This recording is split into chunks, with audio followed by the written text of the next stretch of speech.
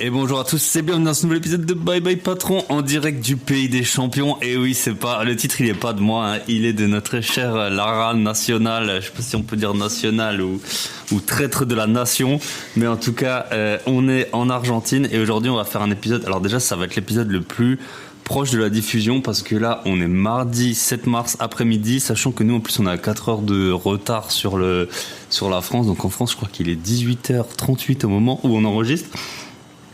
Et on va faire un épisode, alors c'est pas juste pour vous partager mes vacances au soleil, mais avec deux invités, en la personne de Florian, plus connu sous le nom de Chicken dans les groupes d'investisseurs. Florian qui est sur les routes depuis un bon petit moment, notamment grâce à son patrimoine immobilier. Et après, on va voir Lara, qui nous accueille gentiment dans son Airbnb, va nous parler en fait d'un peu toutes les péripéties qu'il y a eu depuis l'épisode qu'on avait enregistré tous les deux. Je pense que c'était c'était au printemps 2022. L'épisode, faudra que je retrouve, je le mettrai en description. C'était hyperinflation, expatriation et traverser l'Atlantique avec une mallette de $40,000. Je crois que c'était ça le nom de l'épisode. En tout cas, l'idée, c'est pas du tout que Lara, elle nous réexplique ce qu'on avait vu. On va juste faire un très petit résumé de où elle en était au moment du podcast, et puis comme ça après on va tout de suite enchaîner avec ce qui lui est arrivé depuis un an. Il y a eu des ventes qui ont sauté, il y a eu des travaux, il s'est passé pas mal de trucs, donc on va en parler ensemble. Donc là on est avec Florian. Salut Florian. Salut Thibaut. Et donc on a fait connaissance là pendant le voyage, on s'est rencontrés d'abord à Rio et puis là maintenant on est en Argentine. Et donc je voulais voir avec toi si tu peux te présenter rapidement, quel âge t'as, depuis combien de temps t'es en vadrouille, et puis ensuite on va voir comment t'as fait pour en arriver là. Yes, on va faire tout ça. Donc moi je m'appelle Florian, comme tu l'as si bien dit, alias Chicken pour les intimes. Visiblement, on n'a pas la raison exacte. Il y a plusieurs théories sur le droit. Je la raconterai pas aujourd'hui, mais visiblement j'ai plus de personnes qui me connaissent sous mon sobriquet que sous mon vrai nom. Et ça va très bien comme ça. J'ai 32 ans tout récemment parce que j'ai fêté mes 32 ans en Argentine. Chose que j'ai fêté contrairement au titre de champion du monde des Argentins que je n'ai pas fêté en Argentine. Et je suis parti le 3 décembre de Paris. Donc ouais, ça fait bientôt 100 jours, une centaine de jours que je suis sur le continent sud-américain. Sud-américain, voilà. Tu peux nous raconter, donc tu as commencé à investir quand ? On est à la base, moi je suis alsacien, toi t'es de pas très loin de là, d'une trentaine de kilomètres. Presque voisin. Donc voilà, un peu d'invités de l'Est, mine de rien, il y en a jamais assez, je trouve.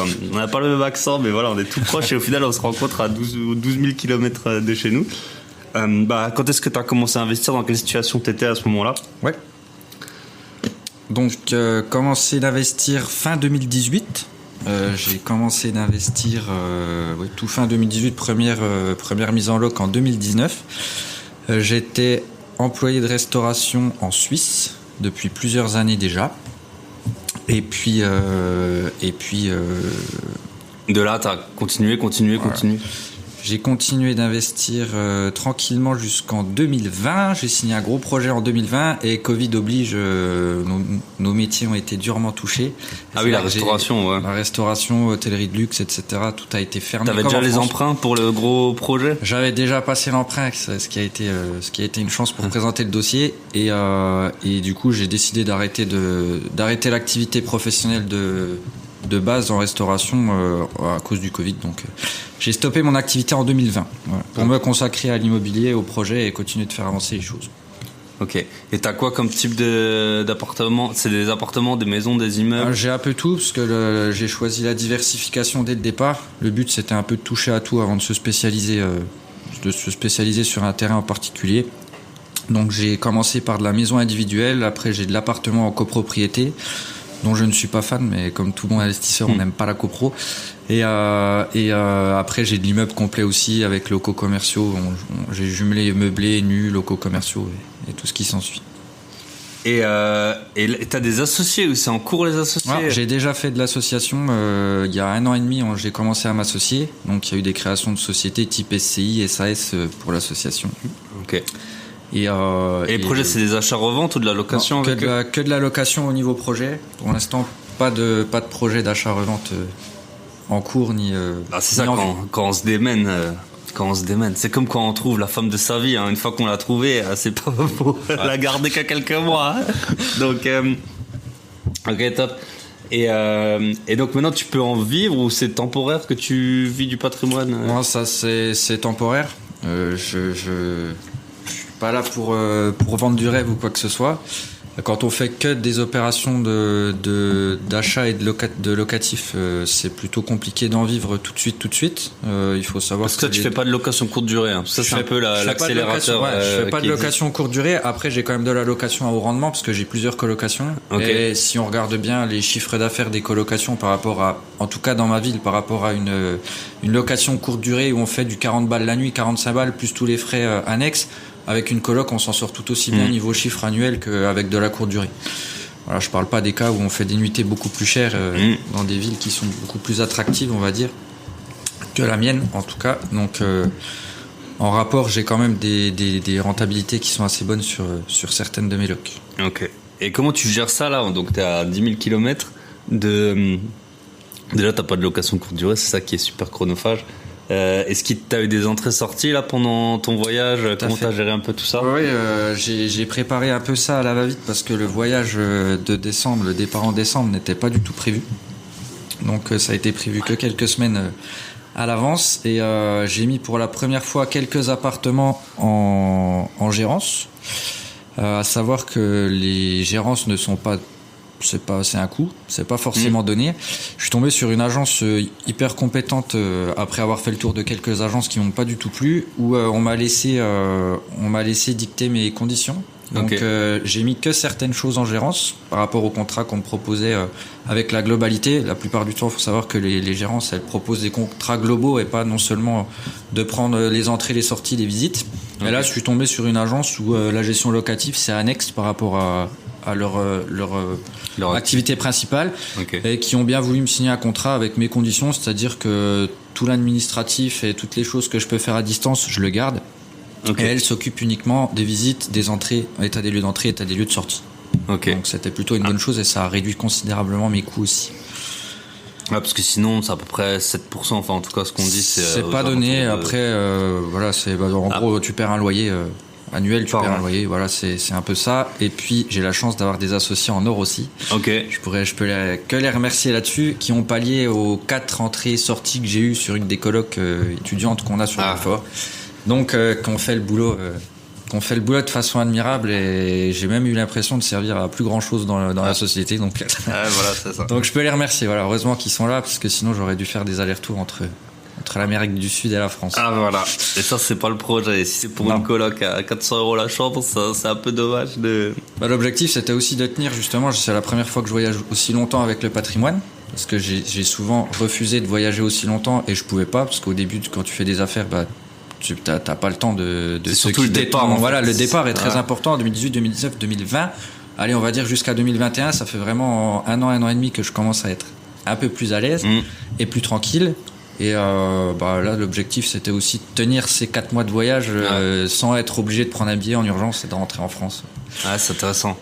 Parce qu'en fait, c'est ça, si les gens qui investissent pas, la plupart des raisons qu'ils vont te dire, c'est j'ai pas envie de m'emmerder avec les locataires. Sauf que, en tout cas, de mon expérience, on va dire sur 4-5 ans, la gestion du locataire, c'est peut-être 20%.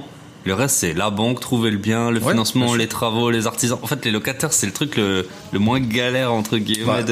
Une fois qu'ils sont en place, que c'est des bons locataires et que c'est des personnes viables et des personnes autonomes, quelquefois, un locataire, ça me demande même absolument rien à faire par an, à part envoyer 2-3 documents ou répondre à 2-3 questions. Mais c'est quelque chose qui nécessite absolument pas de déplacement ou pas de temps. Oui, et puis parfois, de toute façon, t'as pas la compétence. Donc là, moi, quand on visitait le Maracana, là, j'ai eu un message d'une locataire qui me disait qu'il y avait de l'air qui passait par les fenêtres. Donc je savais pas trop quoi lui répondre, mais visiblement, parce que les fenêtres elles sont assez récentes, je lui dis écoutez, j'ai regardé les petites réparations, c'est à la charge du locataire.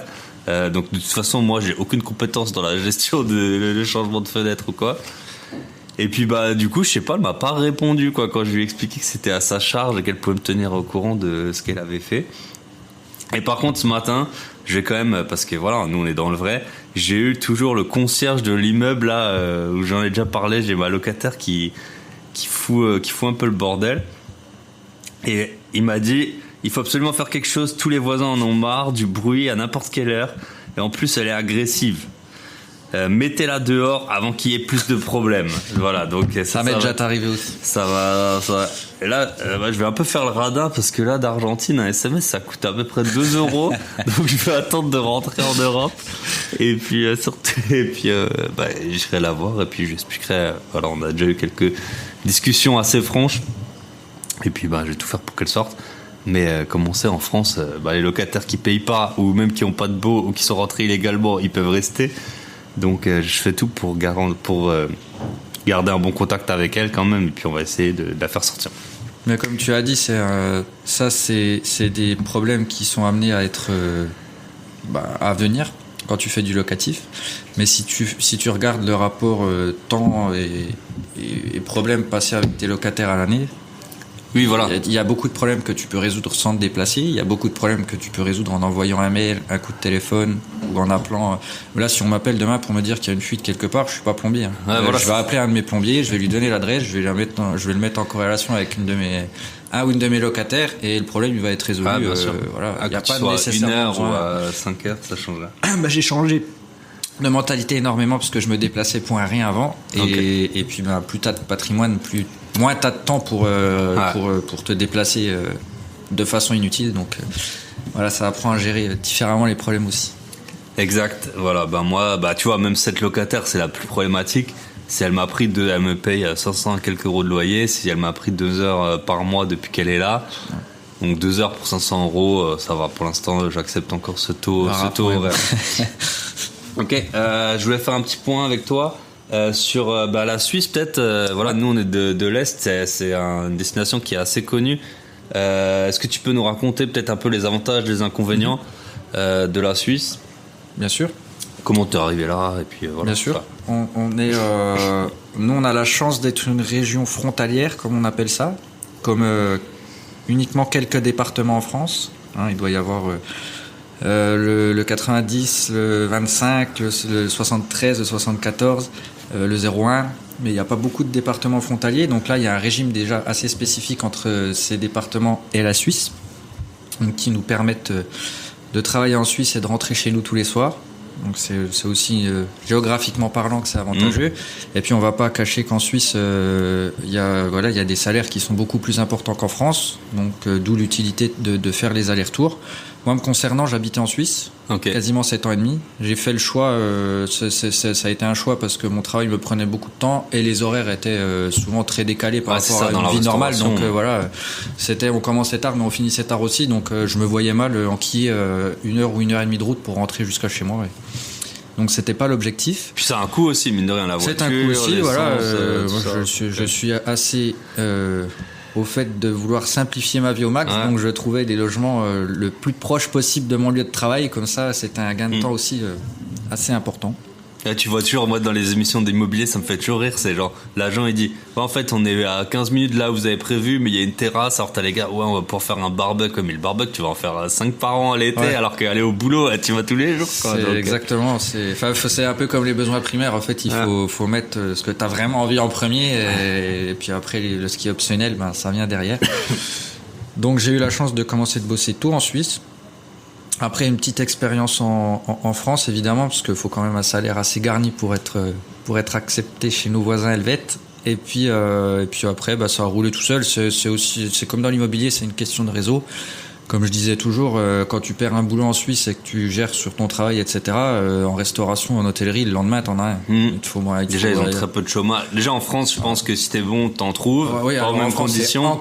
C'est pas les mêmes conditions salariales, mais t'en trouves à tous les coins de porte. Il suffisait de traverser la rue, paraît-il, donc pour en trouver, mais ça, c'est le cas. Et en Suisse, c'est un peu la même une fois que t'as ton réseau qui est fait. Et quand tu commences, combien tu peux espérer gagner à peu près en Suisse? Quand tu commences, au minima, tu peux être à 3000, 3005. À savoir que ça fonctionne encore pas mal au pourboire, etc. Suivant les restos où tu vas travailler. Si tu t'approches du luxe, moi j'étais plutôt sur le luxe que sur des restos traditionnels. Donc c'était plutôt bien rémunéré au niveau pourboire. Et puis après, tu peux espérer, ça m'est arrivé d'aller jusqu'à 6 000 par mois. Ok, ouais, c'est voilà. quand même des payes. T'as fait des études ou... J'ai pas fait, j'ai un bac professionnel, moi. Ok. J'ai pas d'autres diplômes qu'un. Bac pro, tu Un gagnes bac pro. plus que... J'ai des ingénieurs locataires qui gagnent 1800 euros dans des grosses boîtes. Donc, intéressant. Et de ces 3005, tu dois encore payer des choses ou comment ça se passe? Ouais, la vie en Suisse fait que. Enfin, je veux dire, sécu, retraite, tout ça, des trucs qui sont Ouais. inclus dans les... Bah, le régime frontalier, j'y ai jamais été parce que j'ai toujours vécu sur le territoire suisse, donc je donnerai pas d'infos là-dessus. Malgré que je sais que tu dois payer l'URSSAF quand tu es frontalier, le fait de revenir tous les jours, etc. Nous, j'étais imposé en Suisse, Ok. donc un taux d'imposition qui était légèrement plus important que le taux d'imposition français. Plus important au moins. Un petit peu plus important. Ah ouais, ok, Mais- quand même. Et t'as également ces fameuses assurances maladie à payer en Suisse qui Ok. sont c'est pas du tout le même système de santé qu'en France, donc Il y a c'est des un budget franchises, il y a des trucs. Exactement, t'as des franchises mini, après tu prends la couverture que tu veux, mais faut savoir que c'est un budget assez important tous les mois. Plusieurs centaines de francs en tout cas. Ok. Mais bon, ça reste quand même intéressant. Une fois que sur 3005, il te reste 3000 quoi. Une fois que t'as payé à peu près les... Oh, pas autant, mais t'as quand même le loyer à payer, les loyers suisses. Oui, sont non, pas- mais sont je veux pas- dire hors loyer et Oui, tout oui, ça. oui, juste t'as- la sécu. Quoi qu'il en soit, t'as un pouvoir d'achat qui est bien meilleur que Si t'es en France dans la restauration. que si t'étais en France, et surtout en vue d'investir, tu peux épargner beaucoup plus. Ouais. Donc forcément, ça compte sur un dossier que tu vas pouvoir présenter à une banque. C'est ça. C'est très important. Parce que même si le coût de la vie il est plus cher, même si si t'arrives à épargner 20% de ton salaire, bah autant que ton salaire ce soit 5000 Tout à fait. 5000 euros que 1000 euros quoi. Ok. Et pour te loger, combien ça coûtait? T'étais en coloc? J'ai pas jamais fait de coloc, mais je prenais toujours une chambre chez l'habitant. Donc c'est pareil, c'est des concessions. On m'a toujours dit t'as de la chance, etc. Mais il faut savoir que avec mon style de vie et mon mode de vie, par exemple, tu pouvais pas avoir une vie de couple ou trouver quelqu'un ou ce genre de choses. Je vivais chez l'habitant, donc ça me coûtait 400 ou 500 balles par mois. Donc oui, pour la Suisse, c'est vraiment pas très cher. J'ai choisi de vivre sur le territoire suisse, donc je rentrais pas beaucoup chez moi. C'était un travail où je pouvais commencer à 8h et finir à 3h du mat. Ouais. Donc je me suis donné la peine de me fabriquer cette situation financière-là et c'est pas forcément... J'ai bien gagné ma vie, mais c'est pas forcément un mode de vie qui aurait plu à tout le monde. Ah bien sûr. Si tu regardes de toute façon, chez les investisseurs, alors après il y en a qui vont me dire que c'est faux, mais jusqu'à 35, 36 ans, il y a après 40 c'est un peu différent je trouve, mais il y a toujours un truc qui a fait que c'est soit les gens ils sont soit ils ont hérité et voilà c'est très bien, ou ils ont eu des donations, soit très très rare certains ils ont eu des entreprises qu'ils ont revendues et tout. Soit ils se sont expatriés, soit ils ont fait vraiment disette pendant longtemps. Souvent, c'est un peu un mix de tout ça. Ça a été en tout cas Il n'y a pas de facteur magique. Voilà, de Globalement, vivre, sur 9 histoires sur 10, il y a des concessions dans vivre en 9 dessous de histoires ses sur 10. moyens, c'est quand même la base de la base, quoi. Donc, soit vous augmentez vos moyens, soit vous baissez. Ouais. Moi, je suis plus du principe à vouloir augmenter mes moyens parce que j'aime pas vivre en dessous de mes moyens, mais Et puis voilà. Faut se donner la peine de gagner plus. Si on a envie de plus, faut gagner plus et faut s'en donner la peine. Voilà. Ok. T'avais une petite histoire avec un courtier en travaux dont on a parlé avant-hier ou hier, je sais plus. Tu peux nous raconter justement un peu parce que souvent on parle de délégués, souvent quand on enchaîne, t'as aussi enchaîné. Je pense depuis 2018, t'avais toujours des projets en cours, non, soit d'achat, soit de chantier. Ça fait une petite année qu'il n'y a plus rien qui est en cours. Ouais. Donc voilà, j'ai. Mais pendant 4 ans, bien t'as enchaîné. été l'enchaînement. Puis surtout quand c'est des immeubles ou des maisons, c'est pas comme c'est des gros appartements en copro. Et donc t'as eu une histoire avec un courtier en travaux. Est-ce que tu peux nous raconter? Et puis peut-être que ça permettra d'éclairer un peu les. Pour ceux qui se posent la question, il y a pas de. Je fais jamais de généralité dans tout ce que je dis. Donc s'il y a des courtiers en travaux sur les gars qui de vont l'Est, écouter, c'est les meilleurs, voilà. S'il y a des personnes enfin des courtiers en travaux qui vont écouter ton podcast, je leur crache pas dessus. Il y a des bons et des moins bons comme dans tous les métiers, tout simplement. Moi, j'ai pas eu la chance de tomber sur le meilleur et j'ai surtout fait confiance sur mes premiers chantiers à cette personne-là qui m'a fait perdre énormément d'argent. Je donne jamais de chiffres, mais j'ai dû sortir quasiment 50 000 € de ma poche pour combler le déficit. veux pas passer une heure à critiquer cette personne. Il a fait son taf. Et je me critique plus moi et la leçon à donc c'était retenir juste de ça. le contexte, c'était un immeuble, c'est ça? C'était un immeuble avec plusieurs chantiers. Qui était loin de chez toi?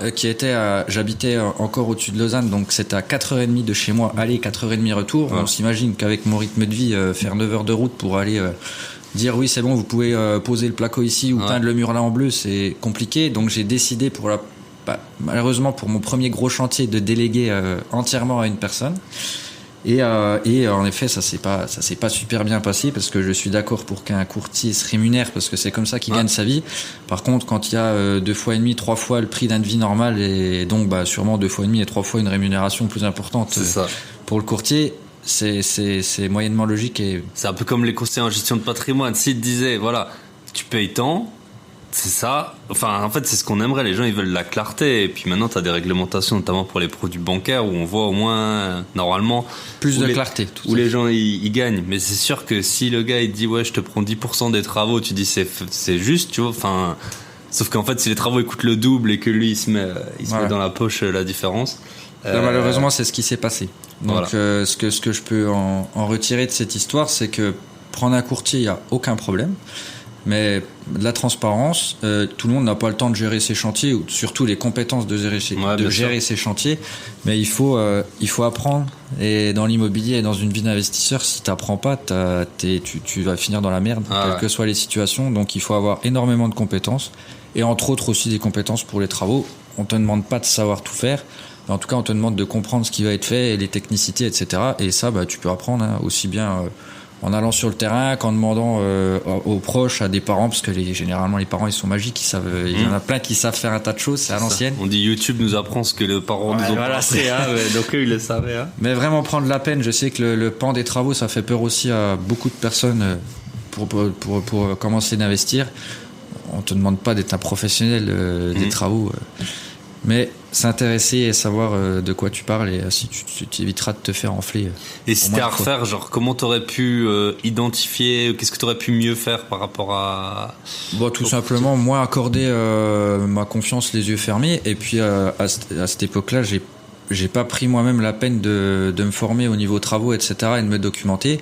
Et du coup, comme toute personne, tu pouvais me dire absolument n'importe quoi. Il suffisait de bien savoir parler et de bien savoir m'embobiner. Et je disais, oui, je te fais confiance. Moi, je sais pas faire de toute façon. Donc, puis c'est après, en m'y mettant un peu sur d'autres chantiers, en commençant à faire les devis, les machins. Tu vois qu'il y a des soucis, voilà. Et tu te dis, c'est en fait ton problème, ça a été que ça a été ton premier gros chantier. C'est sûr que si t'avais un point de comparaison, moi ça m'arrive souvent quand je fais des travaux, je regarde d'autres travaux que j'ai fait précédemment et je compare et je regarde déjà parce que très souvent ça peut arriver que les artisans ils oublient des choses quoi. Donc toi si tu leur rappelles ça il manque ça, donc ça peut t'aider après et puis t'arrives à avoir un ordre d'idée. C'est sûr que quand on se lance dans... C'est pour ça moi je suis toujours encore toi c'était de l'investissement, c'était un budget qui était conséquent mais c'était pas le budget d'une vie, alors que t'as des gens, en couple, ils achètent un corps de ferme ou un truc tout pourri et puis ils se lancent là-dedans, ils ont aucune compétence, aucune connaissance et puis ils se crament. C'est très bien de se lancer et comme tout, toujours un minimum d'instruction et de connaissances. En tout cas, c'est ça. Avant de se lancer. Si tu mets une semaine à choisir tes vacances à la Grande Motte ou acheter une raquette de tennis ou un frigo, si tu dépenses 200 000 €, c'est peut-être pas mal d'y passer un temps qui soit en corrélation. Mais voilà, on a tous... Ça a été instructeur. Et maintenant, je ne referai pas la même erreur. Et voilà. Je suis plus... le conseil aussi, c'est de toujours être derrière les artisans que tu vas pouvoir choisir. C'est toujours des vérifications. Être derrière, ça ne veut pas dire être chiant, être désagréable, etc. Mais c'est toujours montrer ta présence, montrer que tu connais. Et puis, être là quand ça va, mais être là quand ça ne va pas non plus. Et puis ne pas hésiter à recadrer tout ça. Ok, top. Tu peux nous parler peut-être juste de tes associations rapidement ? Ouais. Comment tu as trouvé tes associés ? Pourquoi tu as décidé de t'associer ? Comment vous fonctionnez ? Alors la décision de l'association, elle est super simple. Le fait d'avoir arrêté de bosser. Et là, c'est un peu à regret. C'est pareil, on apprend de ce qu'on a fait, etc. Donc je dirais pas que c'est une erreur parce que ça m'a permis de me former beaucoup mieux et d'être hyper compétent dans plein de domaines. Par contre, le fait d'avoir arrêté de travailler aussitôt, ça m'a aussi freiné sur certains projets et j'ai pas pu signer certains projets. Donc, on le voit souvent, le premier objectif, c'est d'arrêter de bosser, etc. Pour moi, personnellement, un conseil, c'est de ne pas arrêter de travailler tout de suite et de se servir de ce levier-là pour faire encore plus. Bon, ça, c'est mon point de vue. Et là, je suis, par exemple, complètement bloqué pour le moment. Tout seul, quoi. Tout seul, en nom Impossible. propre, en tout cas. On appelle ça du nom propre. Et il a fallu s'associer pour continuer d'investir. Quand on a l'âme d'un investisseur, on n'a pas envie d'avoir des années vacantes où on n'achète rien parce qu'on a l'impression de pinailler et on se fait chier. Et c'est une horreur. C'est une horreur. Et là, je me suis associé avec mon ex-petite amie et avec 2 personnes de ma famille. Ah ouais. Avec moi, la rupture était déjà faite. On était encore ensemble quand on s'est associés. On n'est plus ensemble maintenant. Ça se passe très bien pour tous les petits curieux, parce qu'il y en a plein qui me posent la question comment tu fais pour continuer de travailler avec. C'est une crème, donc voilà, tout se passe très bien. L'entente est cordiale et il y a absolument aucun souci là-dessus. Et aucun regret ni d'un côté comme de l'autre. Les affaires sont les affaires, le perso c'est le perso. Et en plus vous êtes 4, donc c'est ça. On est 4, on est 4 sur cette association-là.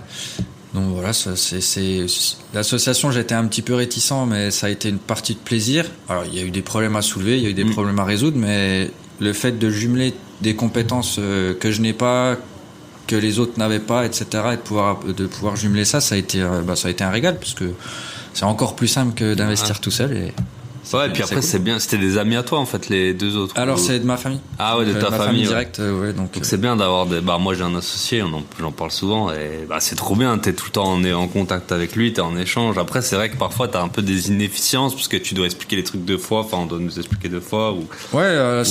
C'est exactement ce qui s'est passé là. On l'a pris en compte, chacun savait ce qu'il allait gérer. Il y a des personnes qui géraient mieux les travaux, qui sont manuels, etc. D'autres qui gèrent bien l'administratif. D'autres qui savaient absolument pas monter un dossier bancaire et présenter une affaire, enfin un vrai investissement, etc., parler des chiffres. Mais on est 4, donc chacun a ses tâches et c'est très complémentaire et très agréable. Super. Dernier point, tu peux nous parler un peu de ton voyage. T'as commencé où? Tu finis. En fait, t'auras fait un bon nord-sud du continent là. Ouais, j'ai commencé. Je suis parti le 3 décembre. Je suis retourné un petit peu aux États-Unis. T'avais travaillé là-bas, c'est ça, hein? J'avais bossé sur LA, sur pareil dans le domaine des boîtes de luxe. Ok. Et uniquement quelques mois. Et puis j'ai voulu retourner là-bas, revoir les copains. Et puis me rappeler du bon vieux temps, parce que ça faisait une paire d'années. Je me suis pas trop attardé aux États-Unis, c'était plus histoire de me rafraîchir la mémoire. Voilà. Puis les États-Unis, pour y avoir été récemment. L'argent, ils font comme neige au soleil. C'était pas l'objectif du voyage, on va dire. L'objectif, c'était vraiment de découvrir l'Amérique du Sud. Premier objectif, c'était le Mexique, donc là, on reste en Amérique du Nord. Donc j'ai fait vraiment le Mexique du nord au sud. Ok. J'ai environ fait 1 mois par pays. Après, je suis parti en Colombie. Tu peux nous dire un spot que t'as bien aimé par pays, comme ça? Ouais, au Mexique, c'est pas le spot le plus touristique, mais c'est Tijuana. Okay. Clairement, de voir c'est à la frontière, c'est ça. Puis à la frontière, t'es en bas, t'es au sud des États-Unis, t'as San Diego, tu fais 10 minutes à pied, tu bascules à Tijuana. De voir une différence aussi importante en l'espace de quelques mètres, c'est assez hallucinant. Et ensuite la Colombie. Donc là, on attaquait l'Amérique du Sud là, et là on est sur une autre planète. Et puis voilà, il y a eu des passages au Brésil, en Argentine. Ok. Et puis à l'Argentine, c'est un peu le coup de cœur. Chaque voyage, on a un endroit coup de cœur. Mais pour l'instant, c'est un peu un endroit. C'est vrai que là, on est à Buenos Aires. C'est vraiment moi, je dois le dire, c'est une des plus belles villes que. J'étais à Tokyo, j'étais à Sydney. Je fais un bon petit tour maintenant à New York, à LA. Après, c'est très dur de comparer. Et puis les villes européennes et tout, mais t'as des immeubles qui sont magnifiques, t'as des monuments partout. Les gens, ils sont hyper vivants. On va en parler après avec Lara, mais vu qu'il y a l'inflation, les gens ils claquent tout leur argent tout le temps. Pour vous dire, dimanche soir, je voulais aller au resto à minuit, il y avait 1 heure de queue dans les restos aux alentours. C'est hyper vivant. Enfin, en tout cas, on comprend bien pourquoi Lara a décidé de poser ses valises plus longtemps que prévu ici, quoi. Ok, et là tu pars quand l'épisode sortira, tu seras en Patagonie ou dans l'avion sur le décalage horaire. C'est ça, dans le sud. Pour finir. Et après t'as décidé de rentrer. Écoute, je vais rentrer. C'est encore l'incertitude. C'est encore l'incertitude, voilà, je vais rentrer mi-avril sûrement, mais j'ai pas de date fixe. Ok, voilà. Bah top. Est-ce que tu as un petit mot peut-être à dire à quelqu'un qui a pas encore dit mot, qui a envie de voyager? Ouais, t'étais déjà parti seul comme ça? Alors j'étais déjà parti seul, mais la vie change tellement vite. Je suis parti seul avec mon meilleur ami en Australie. Ça a été mon premier énorme voyage, mon premier gros voyage, mais on était tout jeunes.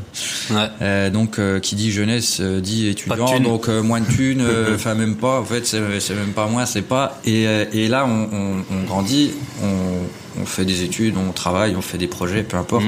Et c'est une vie qui change. Ce que je peux dire, c'est que c'est pas utopique, l'immobilier change la vie. C'est pas utopique non plus, c'est très compliqué. On ne devient pas millionnaire en 6 mois. C'est un travail et il faut se former sur un tas de choses, c'est-à-dire le côté législatif, le côté, on en a parlé des travaux, le côté relationnel et managérial avec ses locataires. C'est vraiment des compétences ultra variées et super intéressantes. Je remarque que beaucoup de personnes me sollicitent et beaucoup de personnes ont envie d'investir dans l'immobilier. Ça, c'est un discours que 9 personnes sur 10, si tu leur dis oui, j'ai envie d'investir dans l'immobilier, mais je remarque aussi que malheureusement, il y a très peu de personnes qui franchissent le pas. Et ce que je peux dire, c'est qu'au lieu de râler comme notre bonne mentalité française une fois tous les 2 minutes, à un moment, il faut passer à l'action. Et puis voilà, pour changer sa vie, il faut s'en donner la peine. Donc au lieu de jouer 1 heure tous les soirs à la PlayStation ou de regarder TPMP, on ouvre un bouquin ou on écoute des podcasts ou on fait une petite formation et puis on commence comme tout le monde. Yes. Sans grand chose. Voilà. Faut commencer à un moment et puis on change sa pas vie, trop gros. Enfin, mon conseil, c'est pas trop gros au début et puis après on accélère. Voilà, beaucoup de gourmandise parce qu'on voit des choses aberrantes. Je citerai pas de nom sur YouTube, sur peu importe quel format de réseau. On voit des choses aberrantes. Faut pas hésiter à commencer. Je suis d'accord avec toi. Petit et après on a le temps de grandir de toute façon et il faut apprendre des gros pieds. Voilà, des énormes billets. Ok. C'est ça qu'on veut. Eh bah top, écoute, ça m'a fait super plaisir Florian. On enchaîne avec notre Lara nationale au micro. Voilà, donc on est dans son appartement, son Airbnb qu'elle a finalisé, pas encore loué. Donc on est les premiers premiers visiteurs, on peut dire, du logement. Cobaye. Du coup, comment ça va? Très bien. Un plaisir de te retrouver. Voilà, 12 000 km plus tard et 12 mois. C'était vers... Tu te rappelles quand on a... Je crois que c'est 12 mois. Ouais, c'était c'était en mars, quoi. Exact. En fait, je rentrais du Pérou et de souvenir, j'avais fait Pérou fin mars, je crois. Et moi, j'allais en février, mars. Ouais. J'avais l'accent de Toulouse parce que. Voilà, t'avais l'accent de Toulouse. Ok, top. Écoute, ce que je voulais voir avec toi, c'était donc tu peux vite fait te représenter peut-être parce que j'ai eu bien sûr les auditeurs maintenant ils sont rajoutés par centaines de milliers si ce n'est des millions. Donc tu peux faire un super rapide résumé de comment t'as ce bronzage au mois de mars. Ouais. Donc vas-y, je te laisse te présenter. Ouais, du coup Lara, j'ai 32 ans. Je crois que j'ai un petit peu perdu ma voix hier. Ah moi c'était la semaine dernière. Hein. Voilà, c'est le concert du lundi soir avec Thibaut. Et donc en fait aussi investisseuse immobilier. Pareil que Chicken, j'ai commencé fin 2018, première mise en loc début 2019. Voilà, donc du coup 5 appartements dans le sud de la France et moi j'habite en Amérique latine depuis presque 12 ans en fait et donc installée à Buenos Aires maintenant et j'ai acheté un petit appart juste après le podcast en fait l'année dernière. Voilà, le podcast il s'appelait Traverser, je crois que c'était l'Atlantique avec $40 000 en cash. Peut-être on peut revenir sur ce projet. Comment on passe $40 000 sans donner ça se dit pas, ok, dans les chaussettes, dans les cheveux. Non, peut-être tu peux nous raconter le notaire, comment ça se passe le notaire en cash quoi. Enfin, en fait, il faut savoir que tous les achats ici c'est en cash et c'est en dollars. Ouais, c'est en dollars. Déjà l'immobilier il est en dollars. Après tu paies comptant parce qu'en fait t'as pas de prêt IMO. mais en fait comptant, mais aussi cash, genre les billets sur la table, tu vois. Et tu payes en dollars, et le plus gros billet c'est 100 $, donc déjà ça fait un petit peu de masse, quoi. Et en fait, après les ventes se font très rapidement. T'en parlais aussi avec d'autres invités qui ont investi à l'étranger. C'est pas 2-3 mois et puis après tu demandes ton prêt à la banque, etc. Vu qu'il n'y a pas de prêt, bah c'est bon. Ça va super vite. Ouais, tous les papiers sont déjà. Il n'y a OK. pas de préemption là comme tu sais en Europe. Non plus. Donc en fait, t'achètes directement et en 2 semaines, 2 semaines et demie, c'est bon. T'as ton appart, quoi. Voilà. Donc voilà, petit mail au notaire en disant voilà, je vais acheter ça, et puis il dit ok, je prépare les papiers, on se retrouve quand? Alors tu te retrouves dans un bureau où t'as un portique comme à l'aéroport et tout, tu vois, super sécurisé avec des coffres-forts et tout ça. Genre c'est plus sécurisé qu'une banque, et c'est là où t'apportes le cash, et t'as les petites machines là pour compter les billets. Ah ouais, pour compter. Espérons qu'il y en a des truqués qui volent les billets, hein, j'avais déjà vu, mais c'est pas le cas ici. Hein. Non, c'est pas le cas.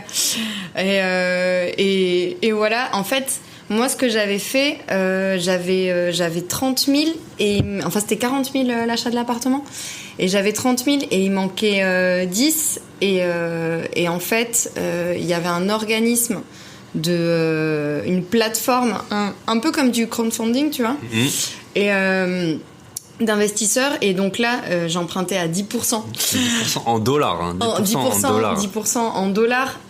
En fait, j'ai fait sur 2 ans, donc ça fait un peu moins de 600 $ par an, 474 pour être exact, sur 2 ans. D'intérêt, ouais. C'est ça. En tout. La mensualité, en fait. La mensualité 474, pour compléter les 12 000 qui font les 30%. Et en fait, c'est un organisme qui travaille tout le temps avec cette agence immobilière. Donc l'organisme, il fait que ça, il fait que des transactions immobilières avec cette agence. Donc et en fait, c'est toujours le même notaire, donc il les connaît, tu vois. Et donc on avait rendez-vous avec tous les gros billets, la petite mallette. On est arrivé, et avec la machine à billets et tout ça. Et là, le notaire, il sort une enveloppe, tu sais, les enveloppes craft là, un peu marron, où tu peux rentrer pas mal de trucs dedans. Ouais. Et là, il jette sur la table, il dit voilà, ça c'est vos 12 000 balles. et il a dit ouais, je suis pas allé les récupérer avant, parce que je les connais. J'étais là, putain, le mec il se balade avec 12 000 balles pour faire une transaction comme ça. Et après, tu mets un peu ce que tu veux dans l'acte notarié. Tu vois, il dit vous l'achetez combien? 40. Et il dit vous voulez déclarer combien sur l'acte, tu vois, genre il certifie que le truc il certifie que c'est faux, tu vois, je sais pas comment dire. Donc assez drôle. Et en fait le vendeur il voulait pas déclarer 40, il a dit ouais, on déclare 30. Et je dis mais ça me change quelque chose pour les impôts, les frais et tout? Non, rien. Il me dit vous acceptez? Bah ouais, c'est bon. Enfin moi si ça me change rien, mais ce que tu veux dans l'acte, hein, c'est toi le notaire, tu vois, c'est pas ma responsabilité, quoi. Et pareil sur les mètres carrés, c'est pas les mètres carrés qu'à l'appart, mais bon voilà, ça c'est une longue histoire, peut-être que. Parce qu'il y a des diagnostics, je me souviens plus, il y a pas de diagnostic comme un. Okay. Non. Et donc t'as mesuré l'appartement toi-même? Non, en fait t'as les plans de construction, quoi. Ok. Mais bon, ça c'est un après immeuble, l'immeuble il a c'est quoi, des années 60, je crois. Je pense. Donc voilà, t'avais les plans qui sont pas au mètre carré près, quoi. C'est incroyable, parce que t'as des villes, enfin t'as des pays, en France on mesure tout, et t'as des pays où l'immobilier est encore beaucoup plus cher, et où il n'y a pas de loi Carrez, où il y en a, tu vois, les plans par exemple on te vend, je sais même pas, je pense qu'en France c'est pareil, mais en gros on te vend des mètres carrés, mais c'est sans les... Après, quand tu mesures, tu sais, t'as les murs, les séparations, quoi. Et ça t'enlève vachement de mètres carrés, en fait. Ouais. Ça peut vite... Et donc, quand t'es dans des villes à 5, 7, 10, 15 000 euros le mètre carré, en fait, tu te rends compte que t'as acheté, je sais pas, 60 et il te reste que 55 au final. Ok, très, très intéressant. Donc, ouais, on en avait pas mal parlé dans l'épisode, si je vous invite à vraiment le réécouter. L'inflation, mais c'est un truc de fou. Quand on a enregistré, parce que j'ai réécouté l'épisode, c'était $1 pour 200 pesos. Et là, on arrive à $1 pour 370 pesos, tu vois, en un an. Donc, c'est vraiment un truc de fou. Alors, c'est mon expérience, là, ça fait 5 jours maintenant que je suis là. Il y a des trucs qui sont vraiment pas chers. Le taxi, c'est incroyable. Pour 20 minutes de taxi, ça coûte 2 €. Après, il y a des trucs qui ont... Enfin, on a fait des super beaux endroits, super beaux restos, super... et donc le billet le plus gros, c'est 1000 pesos. Donc, équivalent. Ah ouais, même pas 3 euros. Donc voilà, quand vous avez un bon resto à, je sais pas, à 50 euros. Enfin, en gros, ouais, on se rend bien compte que, par exemple, si je dois faire un calcul complètement au hasard, avec $300 en euros, ben, on pourrait avoir que 2 billets, un billet de 200 et un billet de 100. Ouais. Ou en dollars, ça ferait 3 billets. Et ici, ça fait 115 billets à peu près. Donc ça fait des liasses de gros billets. Ah, mais pour Monsieur Gros Billet, ça va bien. Pour Monsieur Gros Billet, moi je suis aux anges à voir tout ça. Mais parfois tu sors, forcément, on est en Argentine. Alors pour l'instant, je touche du bois, ça s'est très bien passé. On n'a pas eu d'agression ou quoi. Mais bon, c'est quand même un pays dans lequel tu prends tes précautions. Donc tu sors avec une partie des billets que tu as sur toi et tu te dis c'est bon pour la soirée. Et puis en fait, Lara t'emmène dans un endroit extraordinaire, sauf que tu te rends compte que ta liasse, elle suffit pas pour payer. Et en fait, tu peux pas payer avec ta carte bancaire parce que tu as un taux de change officiel qui est 2 fois moins avantageux. Donc, enfin, tu peux, mais ça te coûte le double du prix. Ouais. Donc voilà, heureusement. Ou avec le taux officieux, ça te coûte la moitié, tu vois. Ouais, ou le taux officieux, ça te coûte la moitié, c'est vers à moitié vide ou vers à moitié plein. Mais c'est, en fait, ça, tu vois, comme ça change, ben là, c'est vrai que quand on avait enregistré l'épisode en France, je crois que c'était 4% d'inflation, ça commençait un peu à chauffer.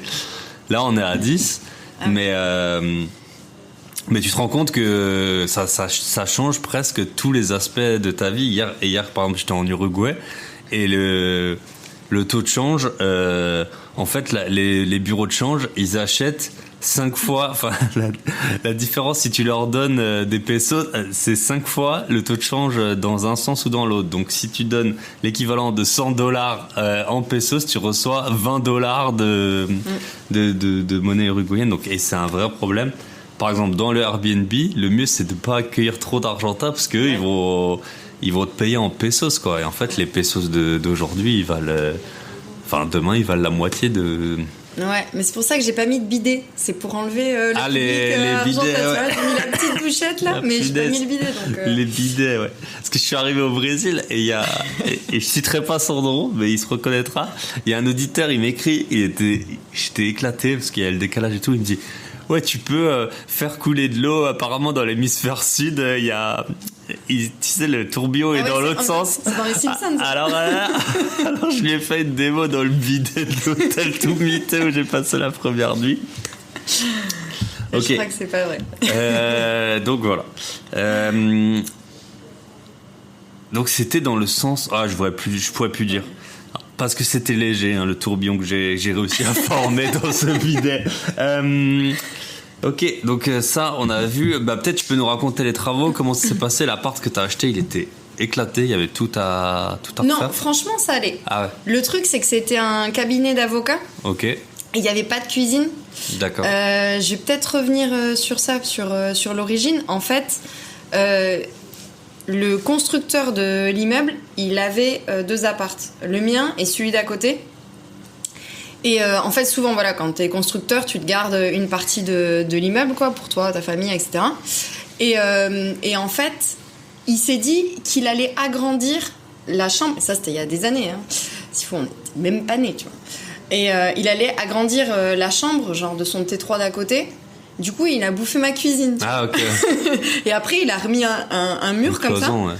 Une cloison propre. Et il a vendu l'appart, sans cuisine. D'accord. Et en fait, c'est un avocat qui l'a acheté il y a 30 ans. Et en fait, ça le gênait pas parce que c'est là où il recevait du public.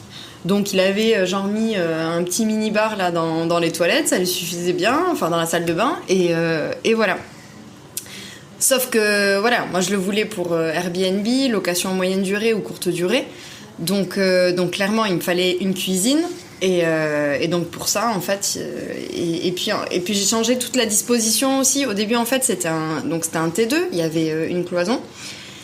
Et quand t'arrivais dans l'appartement, déjà, tu voyais un mur. Donc, si on peut expliquer, donc tu rentres en fait et t'arrives sur, maintenant, il n'y a plus qu'une Vous pourrez aller sur l'annonce, on mettra l'annonce quand elle sera disponible. Mais en gros, ouais, il y a une pièce de vie. Ouais. Donc toi, t'as cassé le mur, donc maintenant ça fait une grande pièce avec 2 fenêtres sur la droite. Il y a plus de lumière qui rentre, du coup c'est plus lumineux. Donc toi, t'as cassé la cloison pour avoir cette grande pièce de vie. C'est ça. Et après, un espèce de comme un T1 bis, tu vois, avec un coin nuit. Et on récupère pas mal de lumière et aussi d'amplitude, quoi. T'arrives et tu tombes pas sur un mur. Tu vois. Du coup, ça fait quand même assez grand, ça fait 30 mètres carrés. Donc, ce qui est correct, quoi, pour un petit Airbnb. Et les travaux, alors en fait, je les ai financés sur fonds propres, hein, bien sûr. Et ce que j'ai fait, alors déjà il y avait un petit dégât des eaux qu'il fallait réparer avec le voisin, etc. Bon, ça a pris un peu de temps. J'ai enlevé le sol. Et puis après, donc j'ai pris 2 architectes femmes pour faire les plans, etc. Et en fait, moi, ce qui m'inquiétait le plus, c'était les évacuations, plomberie, électricité, tout ça. Je voulais qu'il y ait quelqu'un qui supervise. Enfin, j'y connais rien. Donc, voilà. Et comme c'était sur fonds propres, en fait, de l'heure de vie qui était à plus de 3 millions de pesos. 3 millions de pesos, j'aurais du mal à... Ça fait... À l'époque, ça faisait 13 000 balles. Ok. Et donc, voilà, ça fait quand même des gros billets. Parce que t'imagines, en billets de 1000... Ah oui, parce que c'était en cash. Ah bah ouais, c'est tout cash. Ouais. Ah ouais. Et du coup, de l'heure de vie, j'ai divisé en parties. T'imagines le truc, quoi. Ok. Et donc j'ai divisé. J'ai dit, bon, bah, d'abord, je sais pas, il faut changer les fenêtres, mais il faut déjà les commander, donner la compte, etc. Donc tout ça, tu divises et tu étales aussi dans le temps. Ouais. Donc en fait, ça fait comme si j'avais payé en 7 mois, disons, le temps d'avoir l'argent. Et voilà, ça va, ça c'est. Mais elles ont supervisé le. Ouais, elles ont supervisé. La porte est très beau. Moi, je crois que t'avais tout géré toi-même, mais ça n'enlève rien à ton mérite. C'est vrai que c'est super bien agencé et tout. On voit que. Ouais. Après, j'ai repris beaucoup de trucs de ce qu'elle faisait ou vu beaucoup d'erreurs et qu'elle l'avait pas vu. Donc. C'est pas que je me suis un peu embrouillée, mais je sais pas si je repasserai par elle. Enfin, en tout cas, là, le prochain appart que je vais acheter, je pense que je vais le faire complètement toute seule. Même, j'avais refait leur plan 3D, etc. Okay. Et je trouve qu'ils sont mieux. Mais ouais, là, après, je pense que ça sera pas rénovation totale comme j'ai fait là, parce que... Là, ça a quand même été un chantier de 9 mois. Ouais, 7-8 mois, ouais. Ouais. C'est sûr qu'il y a tout le temps, et ça prend du temps, et le résultat est très très bon. Mais voilà, tu passes un an presque. Ouais, bah moi j'étais presque tous les week-ends là, pendant 7 mois, quoi. Ok. Par contre, l'appart, il est super super bien placé près de la Corrientes, c'est ça? Ouais, l'avenida Corrientes. La fameuse obélisque de la honte, je sais pas comment on peut dire, où ça a fêté pendant 3 jours notre défaite cinglante et... Mais voilà, en tout cas, je sais pas si en France il y aurait eu la même effervescence, parce qu'hier on a été à un concert et tout le monde a été en transe quand il y a eu la chanson. C'était quoi, Dale Campeón? Ouais, ça c'était, en fait, la chanson c'est Muchachos, donc qui a été bien chantée, en plus percu derrière et tout, c'était bien sympa. Et du coup, les gens, ils en voulaient, quoi, tu vois. Ils voulaient continuer, donc ils enchaînaient avec les autres chansons. Mais j'avoue, même moi, ça m'a... Quand tu vois la foule un peu transcendée comme ça, c'était comme à la belle époque où on n'avait pas encore été trop saoulés par la musique de la Casa de Papel. Là, les gens, ils étaient comme des fous en festival. Après, bon, tout le monde a abusé et surabusé du truc. Ok, donc Argentine, projet, continuer à investir en Argentine. Ouais, déjà. En fait, déjà, il n'y a pas de taxe foncière. Les charges de copro, bah voilà, ça dépend de ta copro, bien sûr. T'as des charges de copro qui peuvent être à 1000 balles ici, si t'as ta piscine privée, enfin voilà, parce que t'as aussi un standard très luxe en Argentine. Si tu prends une copro, on va dire normale, quoi, un ancien immeuble. Là, ce qui me coûte un peu plus cher, c'est qu'il y a 2 concierges qui se relaient. Donc voilà, ça c'est sécurité. Bon, ils font le ménage aussi, etc. Donc ça coûte un peu, mais finalement, voilà, je suis entre 30 et 40 euros par mois, ce qui n'est pas non plus énorme. Ah, bien sûr. Et voilà, pas d'impôt. En fait, ton brut, c'est presque pareil que ton net, quoi. Donc, ça, c'est intéressant. Et t'as pas d'emprunt, donc c'est Voilà. très handicapant d'un côté, mais de l'autre, bon, ici, tu peux vivre avec très peu, donc épargner beaucoup. Voilà. Et en plus, après, ça fait plaisir, hein, quand tu sur l'argent, là, t'as 2 ans de crédit conso. Plus qu'un, du coup. Plus qu'un, ah ouais, sur ça. Et puis ensuite, ça te ferait un bon complément de revenu, hein. Bah ouais, après, c'est à vie. Tu te dis, bon, c'est bon, pendant un an, tu fais un effort. Et puis après, hop, c'est à vie. C'est la vie. Et puis la main d'œuvre, elle coûte pas cher, quoi. Par contre, le gros avantage, c'est ça, c'est que donc de ce que j'ai pu comprendre, c'est les importations, c'est compliqué. Ouais, mais par contre, la main d'œuvre, c'est super avantageux. Ouais. Si vous allez en Argentine, vous voyez Lara, c'est des bonbons. C'est ça la monnaie d'échange. Donc un peu de bonbons contre plusieurs nuits de Airbnb. Ouais. Voilà. C'est ça le deal. C'était pas gratuit, c'était pas gracieux. C'était du troc. Voilà. Et l'énergie, ça coûte pas trop cher, t'as dit, hein, parce que ici, forcément, là, on a la clim, il fait 30 degrés, hein, 30 degrés. Donc c'est top, quoi. C'est vrai que femme de ménage pas trop cher, le concierge pas trop cher, les charges pas trop chères, les impôts il y en a pas. Voilà.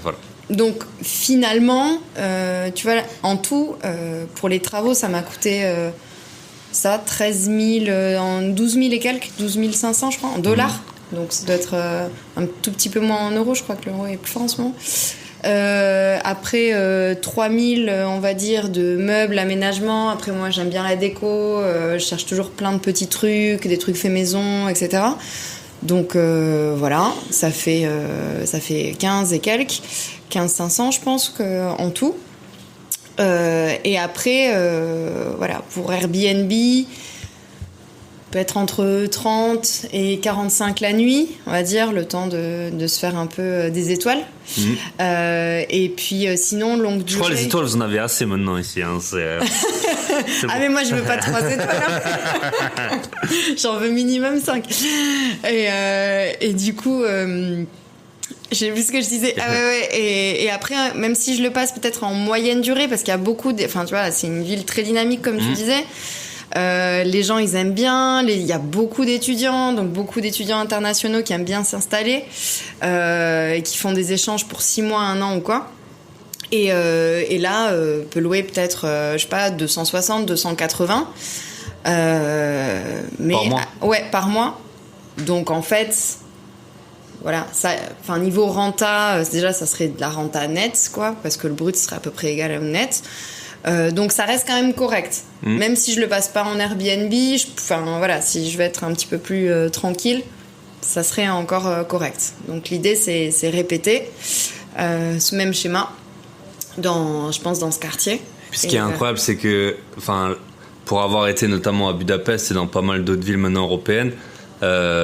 L'immobilier il est partout hyper cher, quoi, alors que là t'as réussi alors bien sûr parce que je veux dire dans plein de villes européennes maintenant, même indépendamment du pouvoir d'achat des gens, l'immo il coûte dans les meilleurs quartiers 7-8 000 euros le mètre carré, alors que ici là on est vraiment hyper centre, tout proche de ce fameux obélisque là.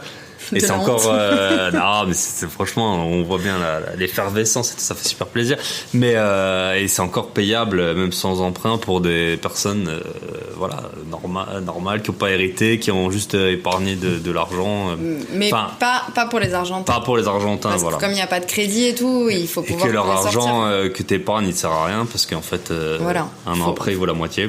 Faut acheter des dollars, quoi, tous les mois. T'es limité à l'achat de $200 par mois. Et sinon, tu vas dans les fameuses grottes, quoi. Ouais.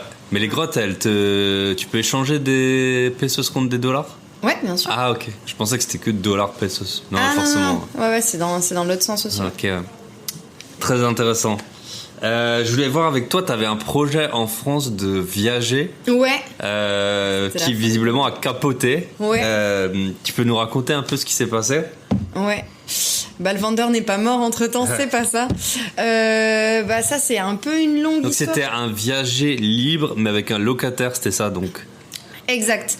Donc, viager, en fait, très souvent, il y a les personnes âgées qui sont encore dedans, et elles restent jusqu'à ce qu'elles partent en EHPAD ou qu'elles décèdent.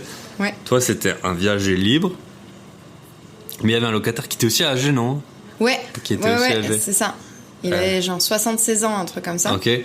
Et donc voilà, l'idée c'était de l'acheter. Tu pouvais faire une vente à terme, donc sans emprunt. Voilà. En fait, t'avais un bouquet, c'est-à-dire c'est comme un apport. Donc c'était dans les 20 000, donc ça qu'il fallait donner à la venderesse. Ouais. Ça c'était en France, hein. Je sais pas si je l'ai dit, mais oui, c'était en France. Ça c'était en France, dans le sud de la France, dans l'Aude. Et après, donc elle touchait un loyer de 600 et quelques euros. C'était un T3, un grand T3, presque 90 mètres carrés. Et en fait, donc moi je lui donnais un bouquet, les 20 000. Et après, c'était une vente à terme aussi. Ouais. Donc, il n'y avait pas d'aléa quand est-ce qu'elle décède, peu importe. Parce que de toute façon, si elle décède, je paie à ses héritiers. La rente pendant 15 ans. Donc, voilà. Tous les mois, je crois que la rente, elle était dans les 400 et quelques. Et moi, toi, tu touchais le loyer. Et moi, je touchais le loyer à 600. Il y avait quand même pas mal de charges sur cet immeuble. En gros, j'étais à l'autofinancement tout pile, quoi. Ouais. Tout pile. Donc en fait tu mettais les 20 000, après 15. Plus ou moins c'était zéro pendant 15 ans, après les loyers ils peuvent monter, baisser, le locataire peut partir, ça. C'était 12 ans. 12 ans, ouais. Donc c'est vrai que quand on n'a plus accès au crédit, là on en parlait avec Florian tout à l'heure, si t'as 20 000 euros de côté, limite tu peux acheter un appartement comme ça, c'est un autre moyen de se financer, quoi. Ouais, c'est super intéressant. Après parfois les annonces, si tu calcules ce que ça te fait, la rente et tout, ça te fait peut-être un peu plus cher, l'achat. Donc finalement, t'as zéro d'intérêt, mais tu paies peut-être ton truc un peu plus cher. Après, si ça s'autofinance, toi t'es pas sur place, et en fait c'est ton locataire qui te paie un peu la rente, ça va, quoi. Ok, et donc malgré ça c'est des annonces qui sont assez rares à trouver, hein. Ouais, il y en avait très peu. Et moi je suis bien insistante, donc c'était passé. J'avais fait des visios, et puis après pendant le séjour en France, là on a enregistré le podcast, j'étais allée le voir, parce que moi j'achète ou je fais toujours mes offres sans voir l'appartement. Donc là j'avais vu, ça allait, enfin je trouvais que le business model était bon, donc c'était parti. Et en fait, au moment de faire les diagnostics, le géomètre, il a dit qu'il y avait une partie de l'appartement, de l'entrée, qui appartenait à la copropriété. Ok. Mais, et donc, tu vois, c'était genre l'entrée et les toilettes, là. Ils avaient été grattés sur le couloir, quoi, à un moment. Ouais, à un moment, la division, mais il y a 50 ans. Et en fait... Et donc, et tout le monde dit non, mais c'est le géomètre qui fait du zèle, etc. Et en fait, non, c'était vrai, c'était comme ça. Et moi, j'ai dit, j'achète, mais il faut régulariser tout ça, quoi. Et là, c'était 1 an et demi de galère. Alors déjà, il y avait le juste Covid. À cause de ça. Ouais, au début, c'était juste ça la galère. Il y avait le Covid, et en fait, ils n'avaient pas d'AG, c'est un peu des vieux et tout, ils n'avaient pas d'AG virtuel. Okay. Ils n'avaient jamais voté que, tu vois, une AG, ça peut être virtuel, etc. Donc, il fallait qu'ils se réunissent. Sauf que, en fait, les copropriétaires, ils n'avaient rien à foutre de se réunir, ils se réunissaient jamais. Donc, ça a déjà pris presque 1 an. Et ils devaient se réunir pour voter la régularisation. Okay. Et moi, en fait, c'était le transfert de la propriété pour un montant, je suppose. 1 euro symbolique. Ok. Voilà. Le truc, c'est qu'il y avait plusieurs étapes. Et c'était marqué dans la condition suspensive du compromis, où c'était une nouvelle création de lot. Et après, c'est ce mini-lot de 8 mètres carrés, qui est... Après, il y a une cession vers la copro, donc pour 1 euro symbolique. Okay. Et après, il faut faire le modificatif de la copro, quoi, tout simplement. Parce qu'en plus, ça te change les millièmes et tout, des charges et tout ça. Ouais, c'est ça. Donc, t'as plus les mêmes tantièmes, donc du coup, tu paies plus la même chose. Après, c'était, dans les arguments, c'était favorable à la copro, en fait. Parce que du coup, j'aurais eu plus de tantièmes. Ensuite, on rétablit une situation de fait, quoi. Et puis voilà, moi, pour la revente, je me suis dit, je vends pas un problème. Ça, c'est la base. Quand on achète un truc, non, n'achetez pas des problèmes si vous pouvez pas les régler, parce que sinon, c'est ça. Et j'ai dit, en plus, elle était tout le temps présidente, elle signait tous les PVAG. Je dis, bah c'est bon, elle est la vendeuse. Donc je me suis dit, elle a les contacts, elle va le faire. Si elle y arrive pas, moi, et ça fait 30 ans qu'elle est propriétaire, elle les connaît tous, c'est un petit bled. Ah, c'est pas toi depuis Buenos Aires qui va régler ça. Donc j'ai dit, voilà, il faut d'abord le régler. Donc comme c'était en conditions suspensives, j'étais tranquille. Il y a eu finalement, après, je sais pas, 8 mois, il y a eu une première AG. Ils ont fait voter la cession, mais ils n'avaient pas fait la création de l'eau. Okay. Donc en fait, c'était pas conforme à ce qu'on avait marqué comme conditions suspensives. Et c'était en 2 temps, ils n'ont pas fait les 2 temps. Donc, de nouveau 6 mois de plus. Voilà. Ça a bien pris, je sais pas, cette vente, ça a pris 1 an et demi. Et donc, tout allait se faire. Au bout d'un moment, ça a été réglé, voilà. Ça Ouais, après, ça a été réglé. Donc, franchement, mon insistance a fait que je lui ai quand même réglé un problème, cette venderesse. Et puis, il y a un autre copropriétaire aussi qui avait rien demandé, mais qui était dans le même cas. Ok. L'étage d'au-dessus, en fait, c'était découpé de la même manière. Et en fait, donc tout était bon. Après, je sais pas, plus d'1 an et demi, où toutes les semaines il y avait des choses qui se passaient. Donc j'ai passé énormément de temps sur ce dossier. Mais j'étais contente de pas passer par la banque. Et en fait, en mettant un bouquet, je sais pas, entre 20 et 30 000, après, dans 12 ans, pouvoir le revendre 80, 90 000. Et je m'en suis pas occupée pendant 12 ans parce que voilà, il y avait déjà un locataire âgé dedans. Donc voilà, ça c'était mon plan. Sauf que, donc pile au moment de... Tout a été réglé, on allait signer, donc ça c'était vers Noël en plus. 2022. 2022, ouais, c'était il y a quelques mois. Ouais, c'était il y a 2 mois. Donc je devais finir l'année en beauté, et non. Je règle les questions d'assurance, on a une date de signature... non, on avait une date de signature et d'un coup ils disent en fait c'est plus les mêmes noms de lot, c'est plus les mêmes numéros de lot. Okay. Donc il faut renvoyer en fait un courriel recommandé pour avoir les 10 jours de rétractation. Okay. Parce que sinon on allait signer un acte mais qui correspondait plus à la promesse. En fait.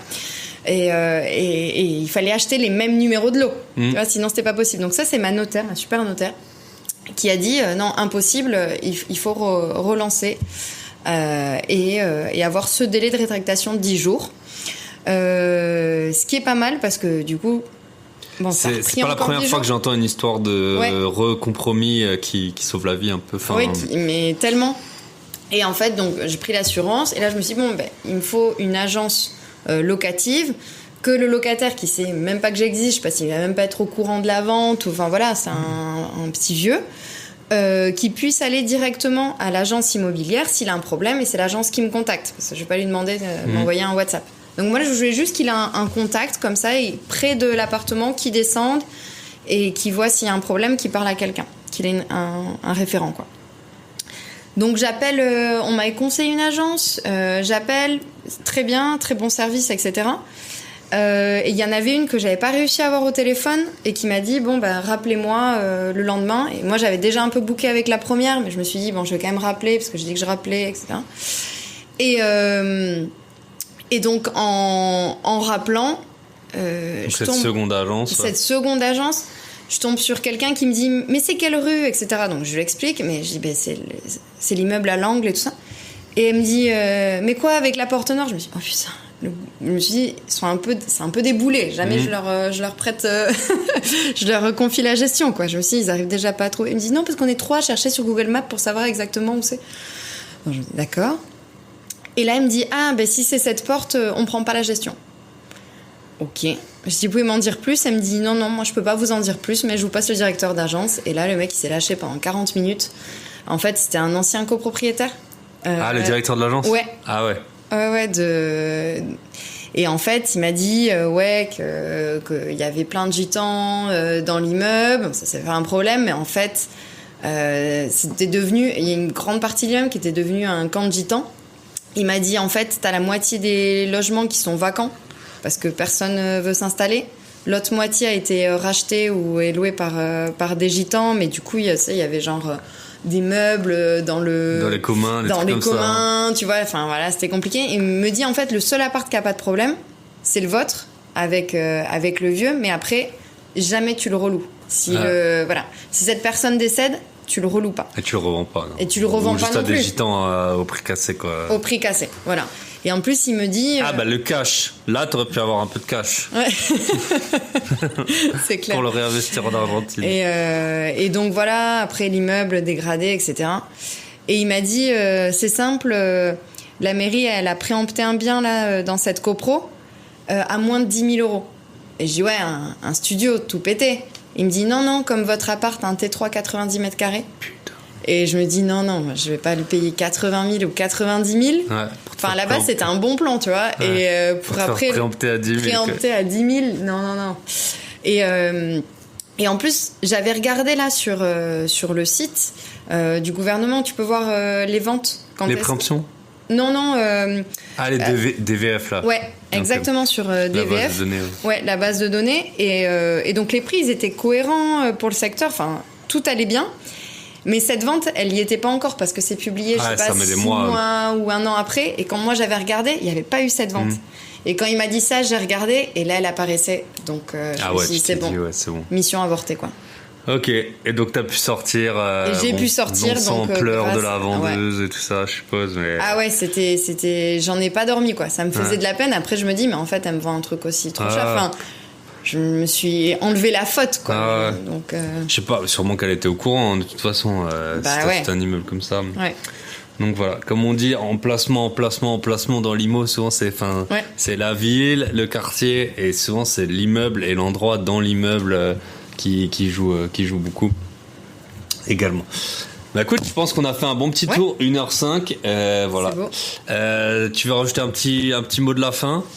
Ben non, faire peut-être un coucou à toute la team qui était au Brésil. Voilà. Donc ça m'a fait bien plaisir de vous connaître et puis j'espère au prochain passage en France vous revoir, quoi.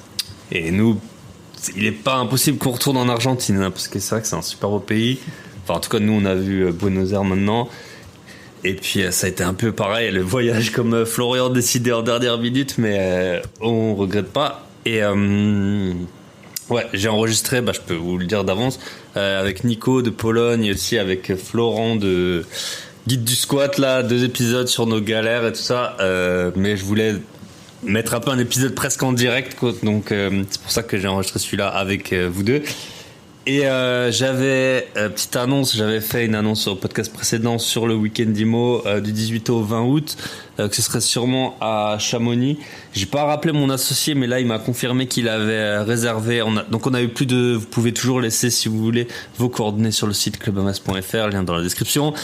Et donc on a réservé, je pense, une vingtaine de places dans plusieurs chalets. On avait déjà une 30aine d'emails, donc si vous êtes intéressés, voilà, le mieux c'est quand même de laisser vos coordonnées, parce que là, peut-être les 30 emails, tout le monde viendra pas forcément, mais je vous donnerai plus de détails quand je serai de retour en Europe. Voilà, je vous souhaite une très bonne semaine, et n'oubliez pas, passez en Argentine, si vous aimez les gros billets, c'est l'endroit rêvé. À très bientôt, bye bye.